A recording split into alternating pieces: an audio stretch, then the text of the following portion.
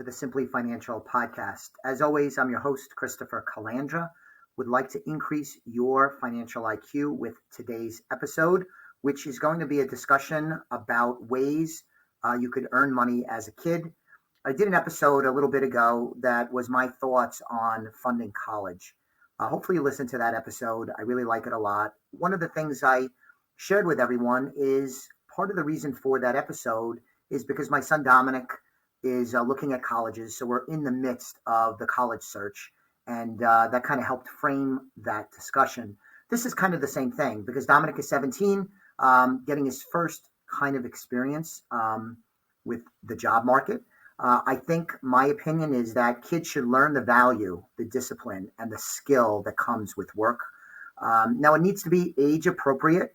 I think it should be a reasonable approach to building in some work.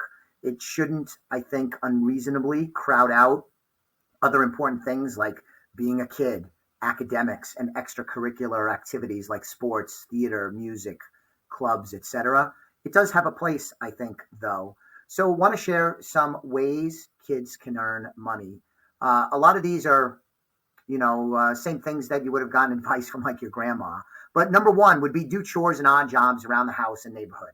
Classic stuff. You could do chores like vacuuming, cleaning, etc. You could do odd jobs either at the house or in the neighborhood, such things as spring cleaning and babysitting. They still have a place in today's world. So that's number one. Number two is sell stuff online or in person. You could have a yard sale like we did in the old days or a lemonade stand. But there's a more modern version of this, and that's selling things online. I know some young people, some kids, if you will, that are selling sneakers, collectibles online on places like eBay. One in particular seems to have found a niche with board games, and there's some specific type of board games. I don't even remember exactly what it is, but found a niche, and he makes some money doing that. How awesome is that he makes some money? But think of the business skill, the life skills that he is gaining by going through that exercise, finding inventory, negotiating, shipping, pricing, making sure you get the money that you're due, all of that good stuff. Dominic, as an example, Dominic's my son, he had an experience with this. He doesn't do it routinely, but he did sell his Switch, which is an electronic game device. He also sold his dirt bike. So he's done some of this to raise some money, again, giving him a little bit of spending money as well as a little bit of experience. Crafty kids can sell things like art, jewelry, and other creations online. I think probably the most popular site for that is Etsy. There are probably others, but Etsy comes to mind. So sell stuff online or in person, have an online yard sale. Number three is teach others a skill. Using, again, Dominic as an example, he played youth football, and we hired a young man to help him as a quarterback, help him with throwing, footwork, all of that stuff. And once or twice a week, Dominic would go with him, and we would pay him some cash for his expertise. It worked out great for us. Dominic got some extra training, and also, I assume, was good for the young man who made some pocket money. I expect Dominic will become the teacher, and will do that with some of the young people, probably lacrosse, where he can maybe work with some young individuals that we know in our community, and maybe collect some money and help out some young kids as well. A lot of good stuff. So you could teach others a skill. Related to that is become a tutor. Now, this means you must be a pretty good student, at least in a particular subject, but you could help fellow students or younger ones and get paid to be a tutor. I know a lot of parents who hire a tutor to help their son or daughter if they're having difficulty in school generally, or maybe in a class in particular. So that's another way you can make some extra money. And then the last thing is a regular job. Again, common sense. If you're under 14, this can be tough because of labor laws. Remembering that I want work and earning money and learning these skills to be age appropriate. I'm not sure sending an 8-year-old out into the workforce makes a whole lot of sense. But under 14 is tough with labor laws. Now, the exception to that is if you have a small business, if the family has a business, if that's applicable, you could hire at any age for the family business. And if you have a family business, You probably thought of that already.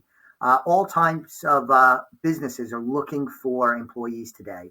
There's a massive shortage of entry-level workers. So I think if you want to get some experience, lots of grocery stores, retail stores, restaurants in particular, you can have your son or daughter or grandchild probably find a job.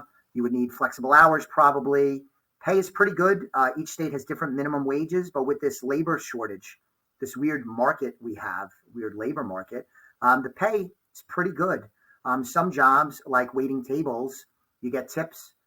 So that's pretty attractive because you not only get an hourly wage, but you can get some tips. I know when I was young and worked, I did a lot of jobs that had tips involved, and that allowed me to make more money than a lot of my friends, especially if you hustle, which is a good skill to learn, right? So there's lots of job openings in today's weird job market. You could get a job if you want a job. As I said at the outset, I want to be realistic. I would suggest you be realistic too. We want our kids to be kids. We want them to focus on academics. We want them to enjoy and benefit from extracurricular activities. But working in some work, you like that play on words, probably makes sense a lot of the time too. So thanks for listening to me talk about these ways for kids to earn some money. I appreciate you listening in. I'll be back with you on the next episode of the Simply Financial podcast very soon. In the meanwhile, subscribe to the podcast if you haven't done so already. Recommend it to a friend or coworker. I'd really appreciate it. We would like more listeners. So thanks in advance for your help on that front. Like I said, I'll be back with you soon on the next episode of the Simply Financial podcast. The views expressed are not necessarily the opinion of SagePoint Financial Incorporated and should not be construed directly or indirectly as an offer to buy or sell any securities mentioned herein. Investing is subject to risks, including loss of principal invested. Past performance is not a guarantee of future results. No strategy can assure a profit nor protect against loss. Please note that individual situations can vary. Therefore, the information should be relied upon when coordinated with individual professional advice. Please note the information being provided is strictly as a courtesy. When you link to any of the websites provided here, you are leaving this website. We make no representation as to the completeness or accuracy of the information provided at these websites, nor is the company liable for any direct or indirect technical or system issues or any consequences arising out of your access to your use of third-party technologies, websites, information, and programs made available through this website. When you access one of these websites, you are leaving our website and assume total responsibility and risk for your use of the websites you are linking to. Securities and advisory services are offered through SagePoint Financial Incorporated, member FINRA SIPC. Insurance services offered through Elliott Wealth Management, LLC, not affiliated with SagePoint Financial.